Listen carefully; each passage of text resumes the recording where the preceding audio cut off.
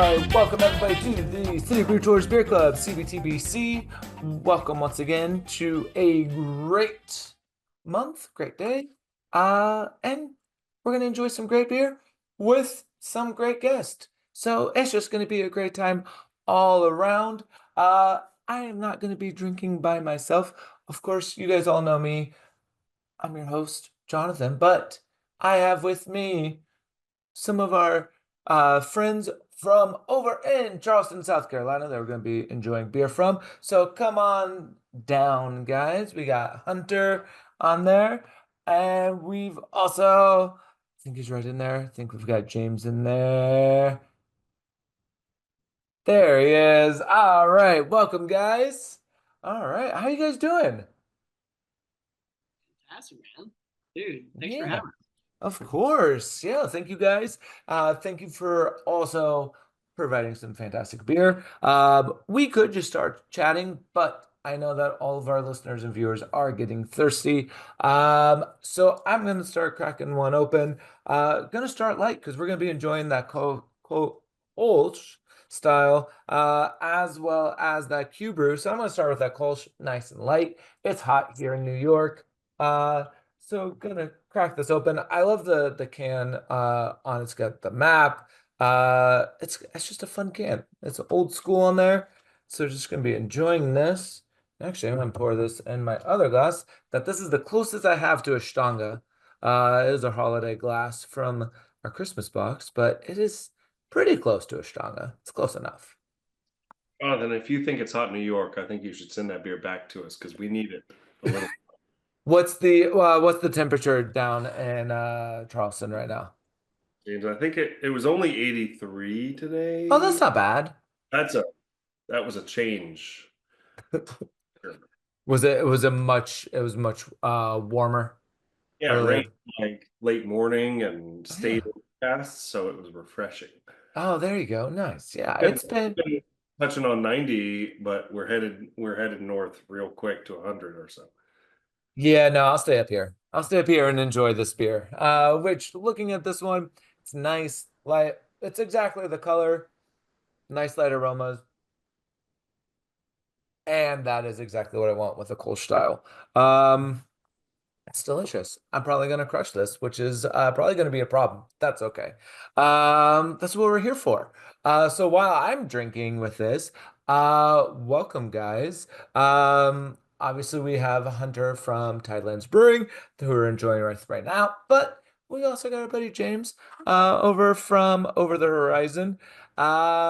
So we're just gonna jump right into this because this is what we do.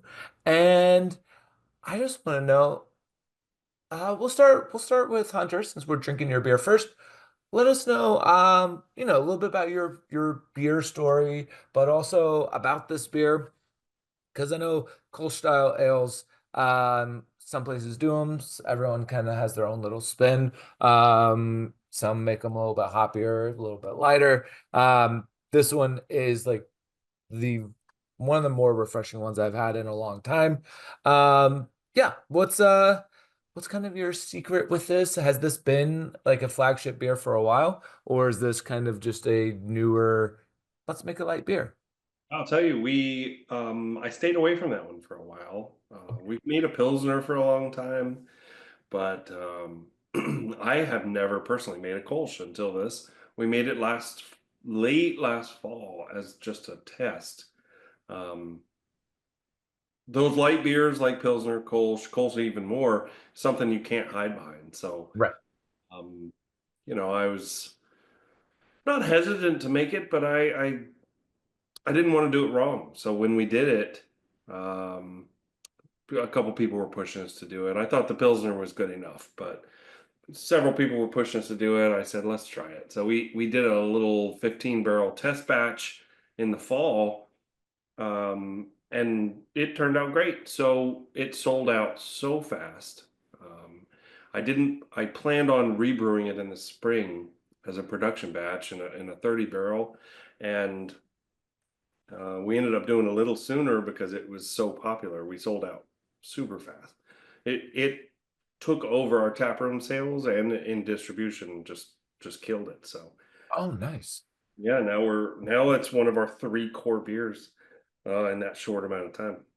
And with this one, because I was actually talking with James earlier today about like pilsners and how those can be also like you can't really hide behind them, right? Like they are what they are, and they do scare breweries sometimes. With this Kolsch style, were there any multiple iterations of it, or was it kind of you knocked out of the park the first try? Uh, yeah, That was I never say I knocked it out of the park, but that was that's our first recipe, second batch, period. okay. There you go. And did it change much and just kind of just stayed the same? What it is, and it's been hitting really nice. I think the graphics help, the name helps. Yeah. Here in Charleston, all along the East Coast, the Intercoastal Waterway is Mhm. how you travel up and down without going out in the ocean, and that name kind of stuck with me. Replaced the C with a K for Kolsch, and Right. there. And there it is. Yeah, no, it's I do really like the map because it does have obviously you have that intracoastal but it also has I grew up on MapQuest, and yes, that's dating myself. But so it Oh, has kind of that old school, not MapQuest, but like, those nautical map kind of vibes to it, which I do think is really cool, and it is kind of intriguing. And it obviously do have a lot of the, you know, the Kolsch styles and kind of the tradition and explanation about it. What's the QR code? I always like to ask if that just takes you to like the beer, or does it take you to your brewery? Yeah, that one just takes us to our website. We're still That's working great. that out, trying Yeah. to make our website a little more user friendly. So we'll eventually have beer specific landing pages on our site, but that's currently just our generic website.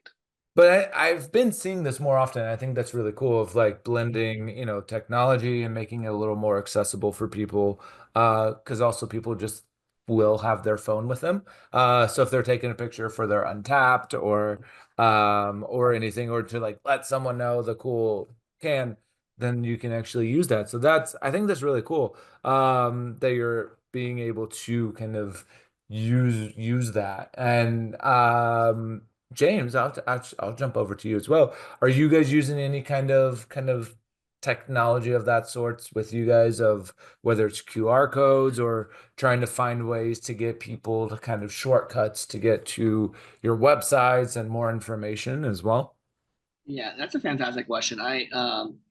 Yeah, it's good to see you again, John and Hunter. Always great to see the crew, man.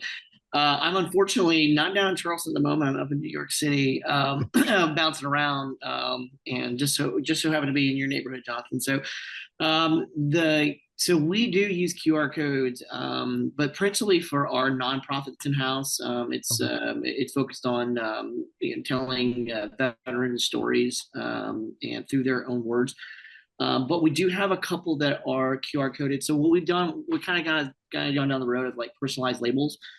So different companies, Charleston's kind of a huge wedding venue location. I think it's the second biggest in the United States.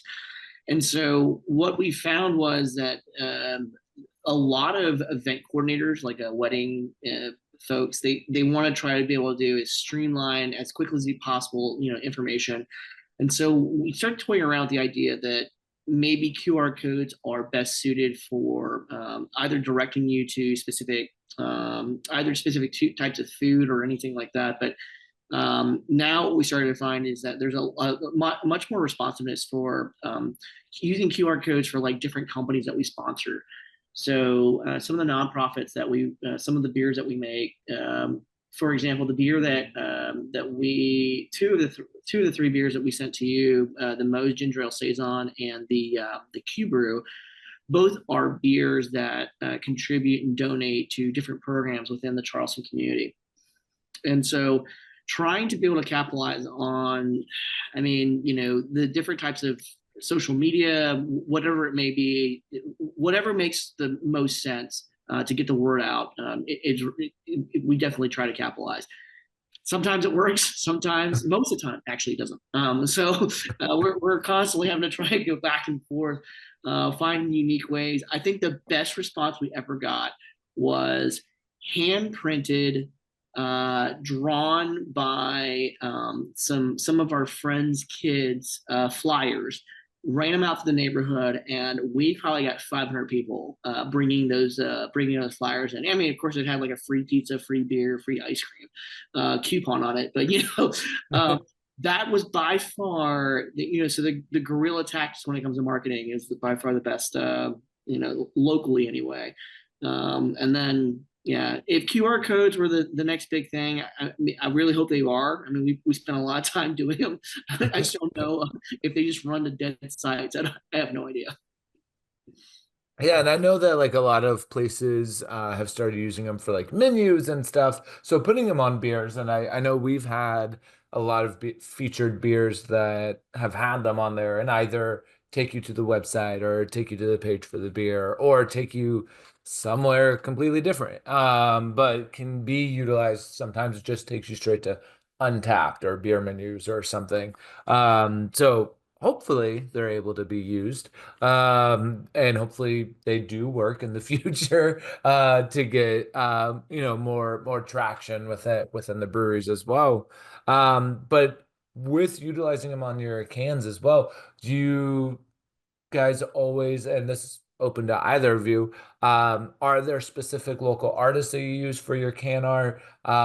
Do you kind of switch it up or do you do it all in-house? I know that's something that I always kind of like to see because it is different in every single city.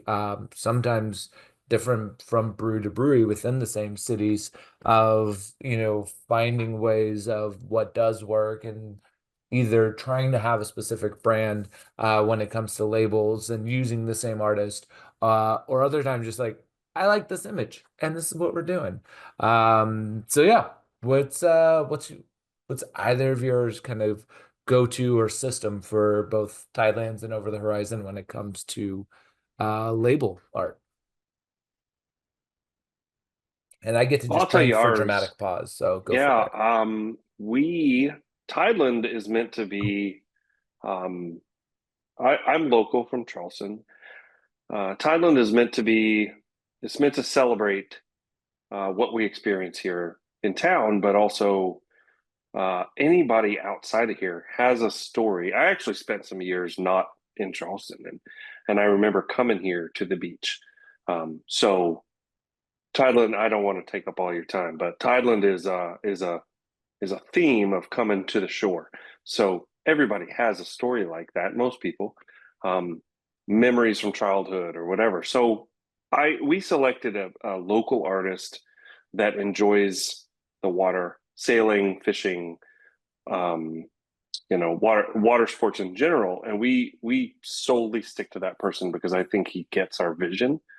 Um, where some of the labels are a little different, but mostly they follow a theme, um, that sticks to our core of Tideland, and but overall, sticking with the same artist kind of gives us a recurring theme for our branding. Yes. Nice. Yeah, we're pretty similar. Actually, I love Thailand stuff. They always have such a fun, unique label. And so for us, we've kind of we've only been open for about 8 months. I mean, I've been in the brewing industry for about 5 years, 6 years now. And what I found is that for our labels, we've kind of gone back and forth. We originally started with an artist, for our flagship beers. But as we started moving along the path, particularly for our donation beers, so for like Moe's Ginger Ale Saison and the Q Brew, um, for the Q Brew, for example, it celebrates the bagpipe band here local in Charleston, and it supports their trips out to Edinburgh out in Scotland every 2 years. So they just went this past year. So every beer sold, $1 goes back to their program. And so what we also wanted to allow them to do was actually design their label. And so for that, for each year, we're going to allow them to redesign the label each year. So the first year is just a simple Q. This next year they're submitting their logos in, and so I guess we have like a weird, like a bit of a slight dichotomy between like, hey, sometimes we like to go super artistic, keep to this sort of coastal theme, very similar to what Hunter was talking about. And then sometimes we kind of veer into the space where, you know, it does spark some interest. Sometimes it's a little racy, sometimes it's a little cartoonish, but all of it's meant to be satire, and so we try to keep it in a good spirit of fun across the board. Nice. Yeah. No, and that's what I always kind of like to see or enjoy, because I feel like when you are seeing a brewery's artwork, I mean, that is the face of the brewery, right? Like very rarely do we get opportunities like tonight where we're able to talk to the brewers, talk to, owners, and be able to have face to face talk about what drives you, what drives, the brewery, the beer. And it's really just usually just the can that's the face of it, right? And so I always kind of like to see kind of when that, whether it's that, you're getting that satire, kind of that fun, that gives me an idea that you guys like to have fun. Hopefully, like to poke fun of stuff. Doesn't mean, Hunter, you guys don't like to have fun. But and then, but that's on the same part where then Tidelands is also paying homage to, local, and keeping it those grassroots and kind of coming in there. And so I think that's kind of the what I always enjoy about seeing all these labels is kind of seeing kind of that difference and how that showcases the either the business or the just the atmosphere of each of those breweries. And kind of with that, with coming in from, I know, both of you guys have been around in the industry for a while, but then also, Over the Horizon's very young. Thailand's been around for a little bit. What has been the journey of, and we can go with you, Hunter, first again, but like, what's been the journey of Tideland, of what's Hunter's story in Thailand, and kind of how did what pushed you to get the brewery going, but then also, stick to kind of that local and homage to the area? It's a Sure. deep question, I know. Yeah, I personally, I was a paramedic here in Charleston for 17 years, and I really enjoyed and missed that field, but I wanted to work for myself. And brewing is something that drew me in um, from a long time ago. Um, I personally started with two partners. I started another brewery back in 2016 um, here locally. It was very, very small. It was kind of our dipping our feet in the water here to see if we could do it. That went well, but we were too small and we needed a change. So, long story short, those two partners and we ended up separating. When we were really busy and needed to expand, we ended up just stopping that project. I wanted to continue. So I opened Tideland. My business partner, Jonathan, and he has always wanted to open a brewery. I took the foolish route and started my own brewery. He was smarter. He worked at a couple breweries, got some more experience. So we brought very different backgrounds and we started Tideland. In 2019, we started the company. January 1st of 2020, we signed a lease and we had a grand old time fighting through COVID, trying to get constructed. We actually followed maybe arguably the most popular brewery in town, Holy City Brewing. We followed them into their space, thinking we were going to capitalize on the traffic they had in their location that was kind of not in the best part of town, kind of in the center of everything, but the middle of nowhere. And we hoped to open in 6 months. Well, 15 months later, we finally realized that dream had no more residual traffic from Holy City, and we had to build our own. We opened in March of 21, and it was a little bit of we had a rocking start for a few months, but a slow growth of seeing the community come together for it. And now as we're 4.5 years in, we'll see 5 years next spring, and I think it's going to be good for us. We're still not in the highest traffic area in town. It's a little tough there, but as we continue to grow and develop, Jonathan and I's backgrounds in beer have come together to make better products than each of us individually ever made on our own. We help each other grow there in that way, and we have an excellent staff, great customer service, and we look forward to continuing to make what we hope to be awesome beers. I was gonna say, and great beer. You do have great beer. I am drinking it, so I can say that this is true. Good. And I know that even in the chat, I even saw that Ralph, one of our viewers tonight, he met you at the Athens Beer Fest. So Oh, we've wonderful. got some local fans that have been able to enjoy the beer outside of this box, and they've made this journey see you guys at those festivals, which is really, really, really cool. That's awesome. And yeah, I know several breweries that have started that were supposed to open right around 2020, like March 2020. There's a local brewery here in New York that their opening day was like March 5th of 2020. Oh gosh, yes. Yeah, it was a day. And I'll tell you hey, a brief they're still around. sob They're story. still around. I'll tell you a brief sob story. In this state, as many others, we're in a 3-tier distribution system. And when we opened, we signed with a distributor who was brand new, tried to reinvent the wheel, and slowly failed into going out of business. So we bought a brewery bought and then built a brewery that was meant for production. We are a tap room at our core, but we make 3 times the beer we need. So our distributor went out of business. We had nothing. So the Georgia market, you mentioned Athens, the Georgia market's pretty new to us. We went there to kind of save ourselves while we looked for a new South Carolina distributor.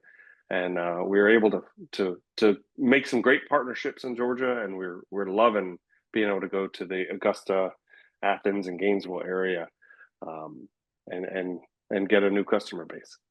Nice. Yeah. And I know that's always kind of tricky with all the different laws of getting to different cities and shipping, and trust me, I'm very aware of all that. Yeah. But I do know the different partnerships that Georgia and South Carolina that you're able to do with the different, having breweries and distributions and all, which I think is very helpful when you're in areas that are so close together, that when the states can come together to help each other out, the New York tri-state area of, Pennsylvania, New Jersey, and New York kind of works with that. So you get a lot of breweries in all those 3 areas. And the same thing happens down south, which I think is really cool, of being able to, understanding when 2 states understand that, there's limited markets, and then finding ways to be able to expand into that and allow you guys to be in different markets is very helpful, especially since 2020. James, I know Over the Horizon has a little bit of a different story. But what's the story there? Yeah, no, just to be very clear, Tideland's beer is fantastic. I'm a huge fan. So I will say that, so we started about 9 months ago, as like opening the doors. I mean, we ended up buying very similar. I mean, Hunter knows the story a little bit about the former company that we ended up taking over from. Brew Lab, a fantastic group of folks. They kind of specialize in sours and a few other types of sort of specialty beers. And we had an opportunity to kind of come in and buy them out. So that worked out well from us on that standpoint about a year ago. But I had got a place up in DC that I did an investment into to learn and kind of cut my teeth into the brewing industry. I was active duty military, 25 years overall military. Retired just about a year and a half ago. And before I retired, I did a little investment into a brewery up in DC called New District Brewing. Fantastic brewery, fantastic recipes, very, very small, but a strong clientele base. And so learning the sort of the ropes through COVID was pretty tough. I mean, I will say that that was probably the most eye-opening experience, just from a small business perspective. You just don't know how much the margins will eat you alive until you don't have a customer base that can actually come in. So Yeah. when you realize, like, hey, your mainstay of folks that actually need to come in and buy beer can't come in, what do you do? And so it's the unique ideas behind creating a canning line that can be not just distributable, but also something that you can send out in a DoorDash, or someone that you can, your bartenders that can't work behind the bar are now drivers that can drive around the city delivering beer. So that was where I sort of came from the idea of establishing a new brewery in Charleston. Charleston it is saturated with fantastic breweries. And I think that there's a bit of a danger of coming into somewhere that's so overpopulated, but at the same time, what it also brought was a fantastic community of folks. So guys like Hunter, guys across the board, friends out of Charlestown Fermentary, and Frothy Beard, as well as Evans O's, Holy City, Revelry. These guys, they are the cornerstone of what Charleston brewing scene looked like for many, many years, decades. Cooper River, Palmetto, these guys help establish the what we know as the brewery scene in Charleston now. And so, being a military guy coming out of the military, I didn't really know much about small business. I've tied in my business partners that own some of the bigger businesses in Charleston. Your Blind Tigers, your Big John's Taverns. These are sort of the main names within Charleston. And so when I got out of the military and retired, I partnered in with my classmates right there out of Charleston, South Carolina, and out of the military college, South Carolina, called the Citadel. And I grabbed these guys up and said, "Hey, I know a little bit about beer. I know nothing about business. Let's figure this out." And we're still trying to figure it out. I'll be honest. It's over the horizon. The terminology very similar to Thailand. It's meant to have a coastal feel. It draws you into this idea.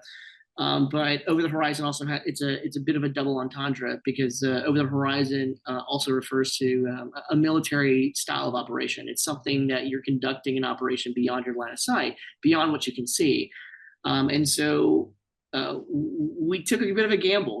We shot a little bit beyond what we could see and trying to open a brewery in Charleston, South Carolina, not really knowing the Charleston scene very well. And we're learning each day on what works, what doesn't work, more on what doesn't work, surprisingly.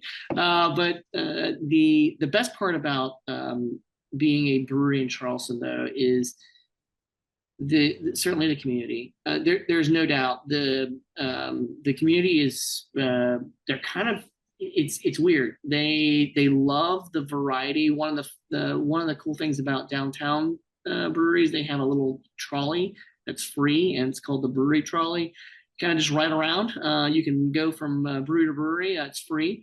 Runs on Saturdays, and that is what I've started to feel with the Charleston scene. A lot of these folks that are local, they love the variety of the different breweries, and so we're kind of leaning into that. We love all of our brewery neighbors around us, and we take the eclectic bunch of all of us and try to make a decent product that customers love. Nice.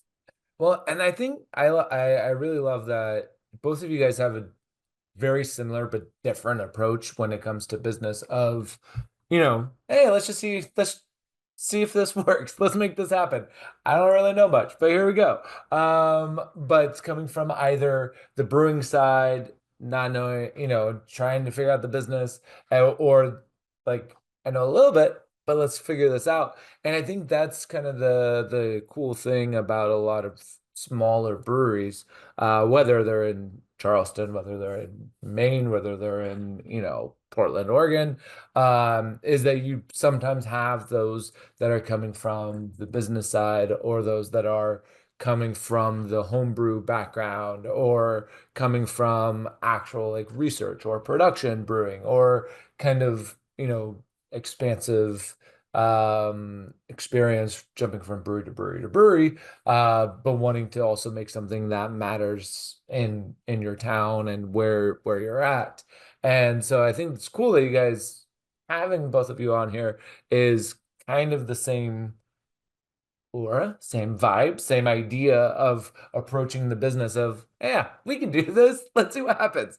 And so far, as I can, drinking Tideland and getting ready to crack open this Q brew, it's definitely, it's working for you guys, which I think is always the goal, right? It's always the hope that it's actually working. And as you mentioned, they're in Charleston. There's what, approximately like 30-ish breweries in the area. Sure. It Hunter's changes every day, but changes every day. 30, maybe 30 or 34. I'll tell 30, you, in response to all that, I don't care how long you've done this. I don't think we ever know what we're doing. I don't. We're learning every day. This might be the hardest business there is to be in. Yeah. Yeah. It is really nice to have friends in the industry, and we all, most of us, treat it like a partnership. I was in Over the Horizon just the other day on a unrelated meeting. His brewer Hunter, which we're not going to take any action against that. It seems like you want to be like us, but he was here at Tideland just the other day having a beer. No, we all get along really well, and it's a great community to do this in, even though we don't know what we're doing. I will say, when I was reaching out, a little bit of how like the sausage is made for everyone, of like when I'm emailing everyone, I was getting really confused because both hunters were emailing me, and I was like, which one did I just talk to? Like, which beer is Thailand? Which beer is Over the Horizon? I was like, I had to like make special notes in my inbox of who was who, because I was like, yeah, Hunter. Wait, did I send the wrong email to the right Hunter? Like, what's going on here? But that's another thing that I always enjoy just about the brewing industry is, it is so collaborative. It's a highly competitive field for sure, because there are so many breweries, and especially if there's, 30, 35 breweries in Charleston alone, which is not a huge area, but can be competitive, but also being able to work together and make amazing brews together, then it makes life a little bit more enjoyable. I like to think so. Uh, I'm multitasking because I got to pour the second beer, because I can't just drink one beer. That's boring. So I am pouring that Q brew I am so from you jealous. guys. So I we know. we ran out of Q brew, like, so that you have the last bit of Q brew for your subscribers. So when you asked for the amount of beer that you wanted, I was like, okay, we've got to stop selling right now. The next batch won't come. It comes out, I think, in about a week and a half. And so that was a special release, and it went so fast. The taste profile is so just. I mean, it's just a normal lager like anything else, but when we brought it to, we've had a couple of Scottish folks come in for different events, for different Highland events, for different bagpipe events and that sort of thing. And they came by the brewery and had some of the Q brew. The Budweiser of Scotland is called Tennent's. That's it's essentially a Scottish lager, kind of a their go-to when it comes to beer. And when the bagpipe band came and asked us about building a beer for them, all of them unanimously said, we want something that tastes like Tennent's. Well, of course, granted, Hunter, my head brewer, myself, my partners, we were like, well, that's fine, but I don't know what the hell that tastes like. So let's go try it out. And so my partners took a trip to Scotland. I had a couple of buddies bring a couple back. And I'll be honest, it was fantastic when you first tasted it, but man, is there a rough aftertaste? We'll just say that it lives with you for a little bit, right? It grows on you. And so one of the things that we wanted to do is like we wanted to produce that same sort of shock, that overwhelming warmth of that first taste. But following that, trying to break up the back end of that was another task that we wanted to do. And so trying to create a lager that has a little bit of peat, while at the same time trying to stay true to form on what Tenets was trying to do. So that's our version of it. It was fun making it. We've had some cool. Another cool thing, like Hunter kind of alluded to this, but the community is not just a community; it's also the community of some of your raw agricultural goods in and around our space, the Carolinas, when it comes to malt, when it comes to grain, and so that was one of the in particular Q Brew was our first time that we had tried one of our more local malts, and so we're really happy with the way it came out. But I mean, it is. I haven't had Tenants before, which I'm surprised that I haven't found it in New York. I'm sure it's here somewhere. But this, I mean, if you were to be like, oh, it's like the Scottish version of a Budweiser, of like it's a Scottish lager, not an American lager, it's a Scottish lager. That makes perfect sense. Like it's got that, has a really nice body, but it also has a good sweetness to it. It's has that kind of cereal kind of aspect, in a good way. But that sweetness, but then you get a little bit of that bite. So it's very nice, very well balanced. I'm drinking two very crushable beers tonight. So this is gonna be an interesting last 30 minutes. But we're gonna have fun with it. it's good, man. Yeah, it's a good time. I mean, Get into it. they're both lower on ABV. It'll be fine. It's fine. Then with kind of utilizing those local hops or local malts, do you either of you regularly use local malts or local ingredients, or is that kind of more of just like kind of a one-off, and then you just get what you need for your specific styles that you're brewing? Yeah, I'll jump on. So for us, we do generally stick as close as we can to the local area. I mean, Carolinas for the most part. Aluminum, we end up getting out of Texas, and then our yeast profiles out of Chicago. So I mean, mostly everything we need to grab is out of American made. Except for when we decide to go something a little bit more traditional, not trying to steal anyone's thunder when it comes to like German traditional, but there are a few items that when we decide to go, say like a Czech Pils, or if we want to do like a classic German Pilsner, the Pilsner we'll definitely grab from, we'll grab a few bags from our international partners. There's just it makes complete sense. If you're going to try to go down that road, try to stay as true to form as you possibly can. Sugar is all out of South Carolina. We surprisingly have a massive, pretty strong sugar industry. So for us, we do like as much as we can to know where our stuff comes from.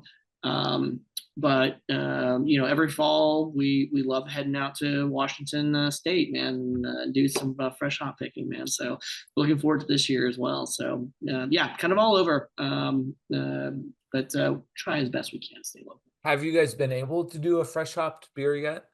We just did one. We call it the Laney. It is a fresh hop cold IPA that we just did this past fall. I think that is 86 since then, but that's something that we're looking to do seasonally every year. The fresh hop is a fantastic fantastic beer. I think it resonates very very well with our group, and West Coast style IPAs have a tendency to be a little bit more crushable. Yes. Yeah.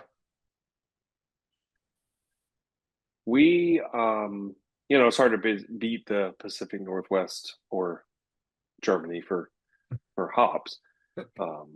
That's really hard here. We do grow some of our own hops, but I'll be honest, it's a little more for looks. We don't get to use them. And if you've ever gone to a brewery and watched the children, they pick the flowers and or the hops and everything else. So as far as malt, there's one beer that we do exclusively with a local North Carolina malt out of Asheville. It's Riverbend. We make a pale ale strictly with their malt. I wish we could do more local malt. There's not a lot of options. There are some. We feel like if we're going to do it, we should go all in with it, like that pale ale. We get most of our malt from Germany. Okay. There's another brewery real close to us. We share a container with them every now and then. We get a whole container of malt in straight from Germany. It's what the German brewers use, and we just really like the quality and the price when we can get a whole container at a time. Well, yeah. I would love to go local. The climate here is harsh. Yeah. And it's not conducive for hops, and it's hard for malt too. It's a little inconsistent. And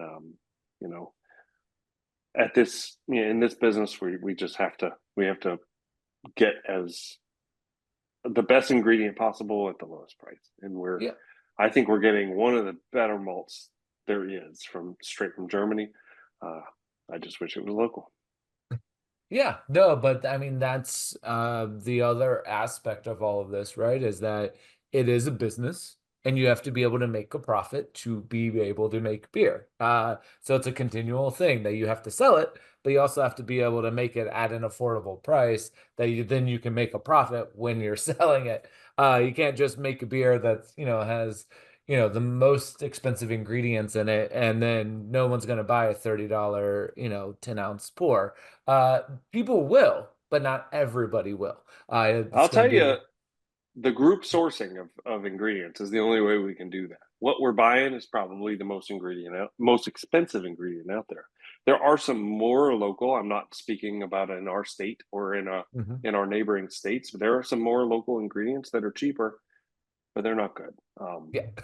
And we want the best thing we can get, but at a price we can afford. So of course, yeah, no, that makes perfect sense, and that's a conversation I always have with individuals when they do talk about things like American lagers or Mexican style lagers, because they think of the larger production breweries, your macro brews that are making these that with less quality ingredients but at larger volumes.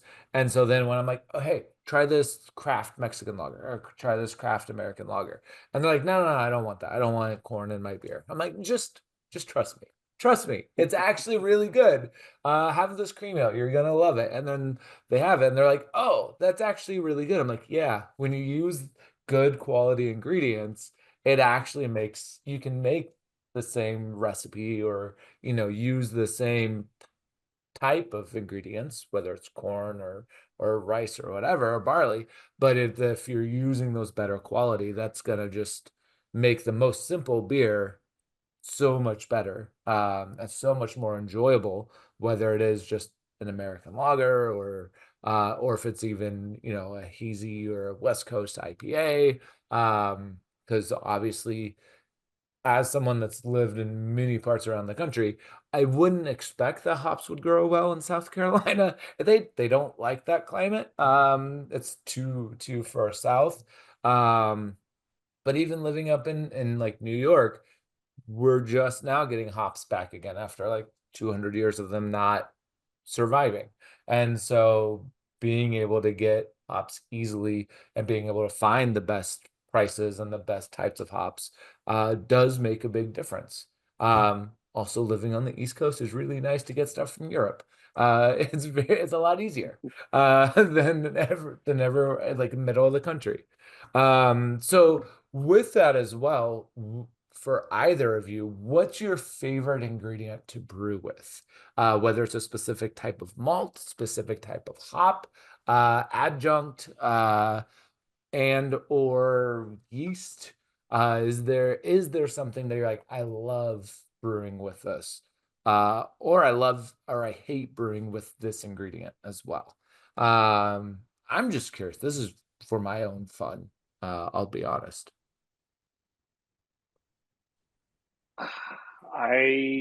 The first thing that comes to mind for favorite is coffee. Okay. We're on a city brew tour, so I'm going to call out Charleston Coffee Exchange. They're There you go. they are our coffee provider. The owner, we have a slight Over the Horizon and us have a slight similarity. I'm not military, but I was public safety. So Charleston Coffee Exchange, he was a sergeant with Charleston Police Department for a long time. He, much as we are about beer, he's a fanatic about coffee. He knows what he's talking about, or I have no idea. This guy travels to Costa Rica, Mexico, Africa, and selects his own beans, picks the farmers he wants to use, and know what ingredient he's getting.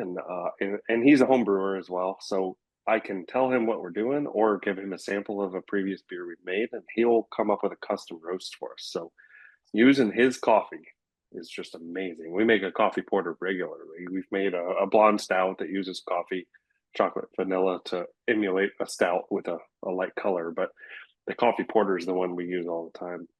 And we always get a fun roast out of him doing that. That's really cool. I do have to ask, with the coffee, do you use beans, or do you do a concentrate, or do you do it in fermentation or in the kettle? Sorry, lots of questions. We add it to our secondary and our fermentation. Okay. He used to do this for us. Now we do it ourselves because we've gotten bigger. We make a concentrated cold brew. Yeah. So we use a large hop back, honestly, and we make a cold brew in it. We put it in the cooler overnight, and we use a winch to lift the basket out, and we're able to add that cold brew straight into the tank. Nice. So we get really precise control over the concentration and the flavor profile.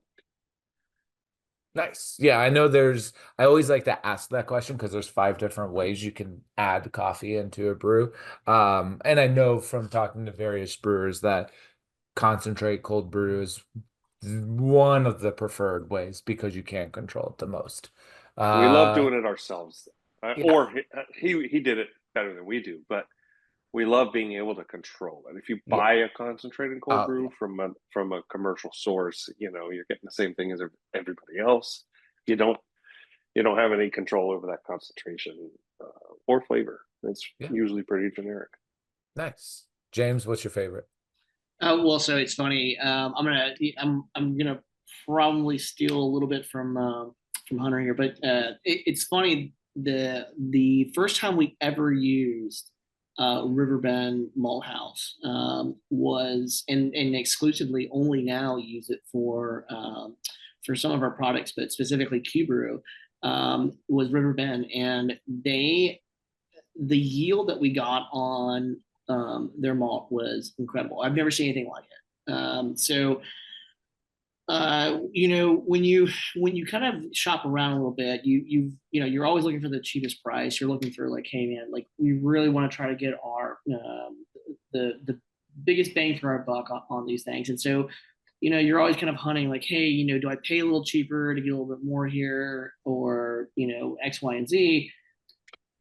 With Riverbend, the rep, also a veteran as well, good friend of ours. We actually made a Kolsch, also from Riverbend Malt House, and it's also another tribute beer, specifically for a program called Veterans on Deck. But the Riverbend has, I don't know what they're doing down there. we are very young into using their product, and I'll have to say that I'm very, very impressed. The folks that have what they've done, what they're doing there, it is incredible. And so not having spent 5, 6 plus 10 years into this community, being very young, we have gotten very lucky. I definitely would say luck has a lot to do with it. Very, very lucky with the products that we've had just as of in the last couple of months. But Riverbend has been by far, I would say, the best news story that we've had in regards to products. Everything else is sort of middle of the road. We've had a bounce back and forth with some of our yeast. We have a back and bounce a little bit forth on some of the other items, including the hops. But Riverbend has really been phenomenal. They're doing something special down there for sure. Nice. I'll second that. That's really great malt. You can tell they care what they're doing and they have attention to detail. And just to further prove that, who has more beautiful bag art than Riverbend? I know. I was just looking at their site and I was like, that's pretty. I was like, that's pretty. And you can open them. To anybody who brews, that matters. Yeah. No, it does. And even just like looking at, the malts that they're offering, and you can even, I know they're just like small thumbnail graphics, but like you can tell that with the corn, with the, with their barley, that it's not just barley. It's not just corn. Like they're taking their time and they're putting their work into it. And this is just within me looking at this for 30 seconds, that I can realize that. And so having a product and, tasting the Q brew and having, beer made out of this, it does make a big difference. And especially if then as maltsters are enjoying it and trying to make the best product, then that means that they also want you to have the best beer. And so it's kind of this waterfall effect of, if they care that you care, then you care that I care. And so it's like, then I care that they care. And so it just kind of does a circle of making, like, now I want to support them and I want to, as a home brewer, and be like, hey, can I just have a little bit? But I don't brew that much because I brew in a 1-bedroom in Brooklyn. So, there's not much space. But no, that's really cool. That like one of your favorite ingredients is just it's malt. But it's a good one. It's a really good one. Is there anything that's like, or has there been any styles that, over the past few years or year, that you guys are, any specific style you're hoping to brew, hoping to try out that you haven't yet, or that you've always wanted to, that, maybe might not be, standard in South Carolina, which I know obviously different regions, because of climate, lighter beers are more, and sours are more common in warmer climate areas, especially coastal areas. But then obviously, you have breweries that do, stouts and stuff in those hot climates. But is there for either of you a style that you are hoping to do soon or have always wanted to? The kind of like your white whale of styles when it comes to beer, or specific beer, not just a style. I made them quiet, guys. All right, so I've got one. Yeah, actually, probably two. All right, so hear me out. Jonathan, you and I have already talked about this. All right, so we have a Heffy on the horizon, man. Pun intended. So there is a Hefeweizen on the horizon. We've got our close partners, Munkle Brewery, who's just across the way from us. And so we take as much advice as we possibly can, but the twist that we're trying to take on this is a honeysuckle Hefeweizen. So that's in the shoot for us. We really, really want to get this right. I've made it before. It's 50-50. So if we can knock this out of the park, I think that this will become one of our fall mainstay beers. I would really love for it to be. There's just something about a sweet, bitter beer that really just resonates for me in particular. And then we also have one of our flagships. It's called Big Red Amnesty. It's a standard Irish red, and I fell in love with Smithwick's back in Ireland, but not Smithwick's CO2, Smithwick's Nitro. And the only place I could get it was actually at the Dublin airport. And so this next iteration I'd like to do is take our Big Red Amnesty and put it on Nitro, and really get a good frothy taste with it and see how creamy we can get this Irish red. I think those are like the kind of like next two near-term goals. There's always a stout on the horizon as we look towards the fall. Whether we go, barrel aged or not, I don't know how dark and deep we'll get with our stout this year. We did have a fantastic pour last year called Sexual Chocolate, which was pretty good. But I think that for as far as the adventure as it lays out in the next couple of months, then there's definitely a Hefeweizen in my future. I just don't know how well it will sell. Maybe I'll just drink it all myself. So, Hey, that's okay. That's okay. You can always ship it up to New York. That's fine. Hunter, what's your white whale of beers or upcoming beers? First, when you say honeysuckle Hefeweizen, I love that idea. I almost cringe at how the heck you're going to figure it out. I'm not jealous, but I look forward to trying it. I love it. Some of the hardest beers to make are the best, but I've got to keep you up at night trying to. I don't know what you're going to do. How many honeysuckle plants you have to shove into a tank to make that work? I love it. I love it. Hefeweizen is one of our best-selling styles, and I love that idea. The beer I look forward to making the most, I'll tell you two, both of which are so hard to do here. James, it sounds like you've done the wet hop IPA. I've wanted to do those forever. The logistics of getting the hops here and getting them in the tank on time are so hard because they aren't here. They're coming from usually the Pacific Northwest. You gotta get them here quick, and you gotta be ready to put them in the tank. They only last so long. The other thing is a spruce tip, pale ale or IPA. That might even top it for me. Another thing we don't have here. I'd love to do that.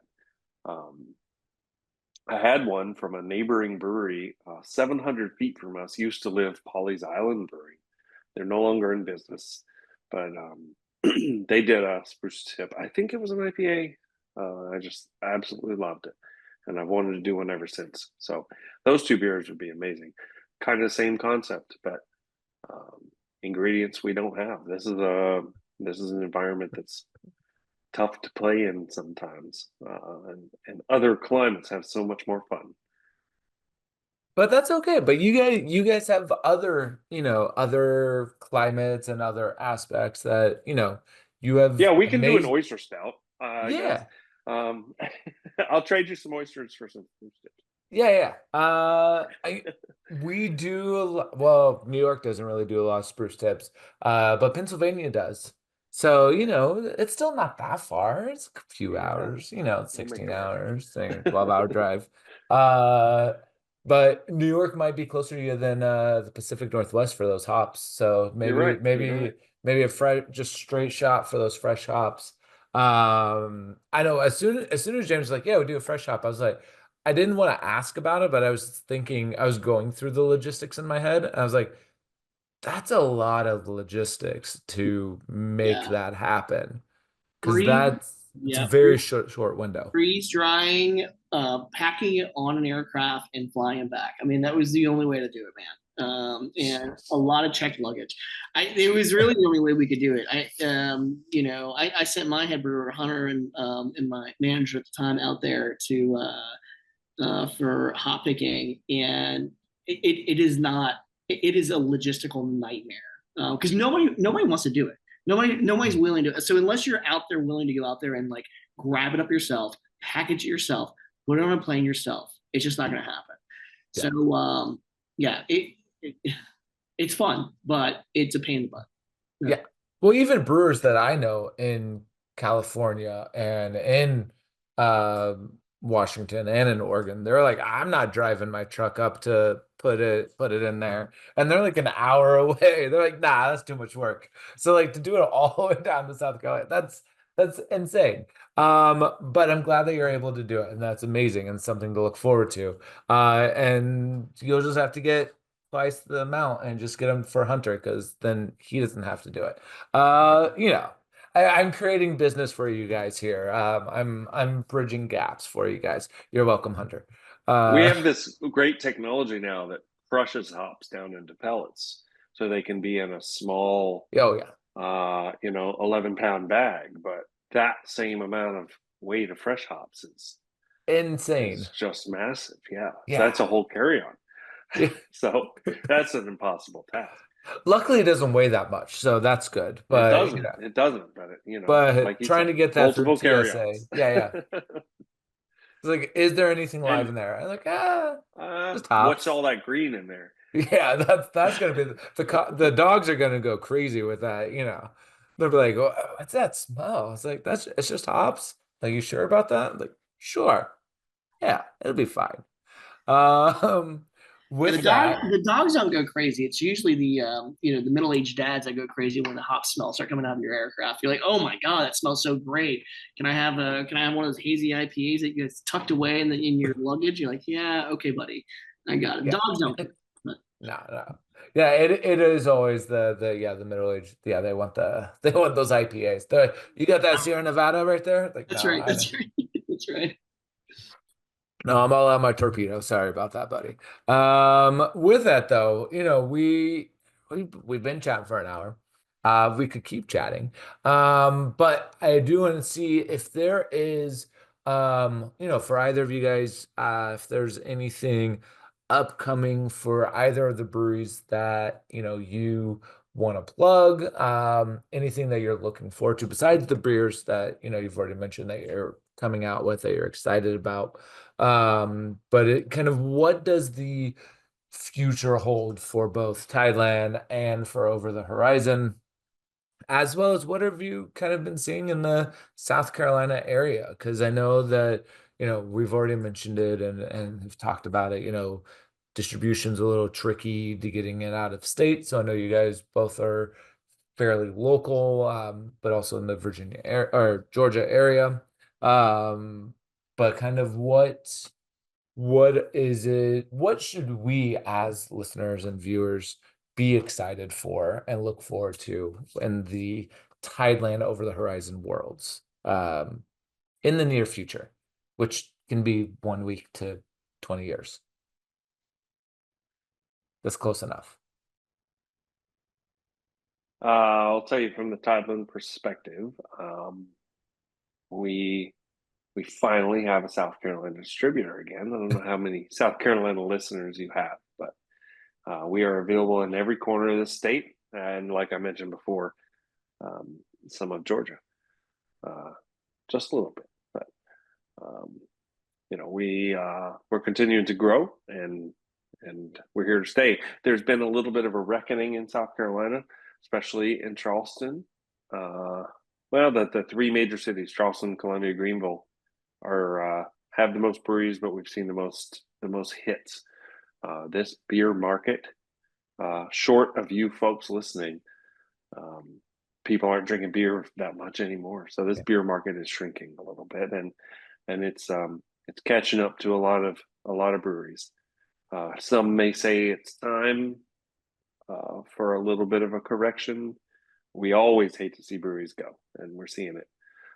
We have had quite a few breweries in Charleston go away recently, so we look forward to continuing to be here with our friends and serving the community. Nice. Yeah, so it's very similar tone. I mean, I think one of the things that we are being so new and so young, and kind of riding the coattails of other breweries, having an opportunity to sit back and kind of watch. We are excited about distribution. So we have been very selective about distribution for us. We've only distributed to my partner's bars and the restaurants associated with that.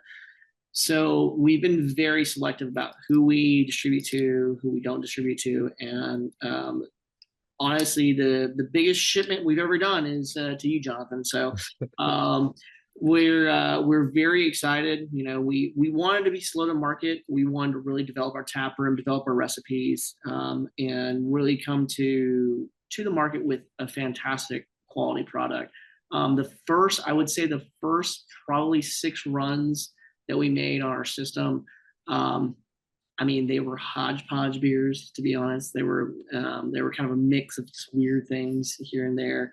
So when we dialed our stuff in, we kind of gave ourselves a year. Said, hey, look, let's give ourselves a year. Let's figure out what we like, what we don't like, what do we like about our flagships, what we don't like about them, and then come back and reevaluate them. This next year, I think, is going to be the year for us to really look at distribution. But we've been slow to market on purpose. And I think now we're starting to come into our own. And I think that's kind of the big thing for this next year. Short of all the other major events, Charleston's always one of those fun places to kind of come to. We've always got something going on every weekend. But really, really pumped about expanding our footprint a little bit and just getting our name out and getting a little bit more known. These older guys that have been around for a minute, they've definitely made some great inroads for us to follow. Yeah, no, and I think that's kind of the thing of you know staying local, but then being when you're able to kind of expand a little bit, but it's that is how you also build those crowds, build that fan base, and they can take time. I know a lot of brewers that's taken them 2 years, 3 years to figure out their foothold of what styles they do well, and outside of other industries, you know making a batch of beer isn't a quick thing. And so trying to do a trial and error on especially a lager is it takes a while. And so you can't do that within just like a couple days or a couple weeks even sometimes. And so trying the fact that you're taking the time to be able to do that, I think is and figuring out what does and doesn't work for your flagships is very key to then being able to, you know, expand that footprint locally. And Hunter, the being able to get distributor because of the volume that you guys brew, that's a huge thing. So that's really cool to see that you guys are able to kind of expand that locally as well and over into Georgia. And I know that all of our listeners and viewers, I know they wish that you shipped everywhere else around the country, both of you guys. But it is what it is. So as I always say, we just have to do a road trip down to South Carolina. That's fine. And come down, enjoy the beach, enjoy these fantastic beers on the beach. And not just from you guys, but also from the beers that we have from our friends over at Charleston Fermentory, Charlestown Fermentory, as well as all the other 30 plus breweries that are in the area that we weren't able to get featured because of one reason or another. And I can only choose 8 beers, so it's hard to go. But with that, I know I myself is super excited to see how things continue for both of you guys. I'm going to keep an eye out because I just like good beer and I want to keep drinking good beer. And you guys both have it. So there it is. With that, though, I think this is a perfect time. I think we've touched as much as we can without getting too tipsy. But thank you both for coming on. Thank you for everyone listening. It's been another great month, another great time, another great city. Enjoying chatting with you guys over the past couple months of trying to figure out all these beers, enjoying these beers, and always looking to the next time. So with that, I'm going to say cheers and good night. And thank you both for joining us. And we'll talk soon. Thank you All guys. right. Yeah. Thanks, guys. Cheers, guys. Thank you See so you guys much. later. Take Have a care. good night, everybody.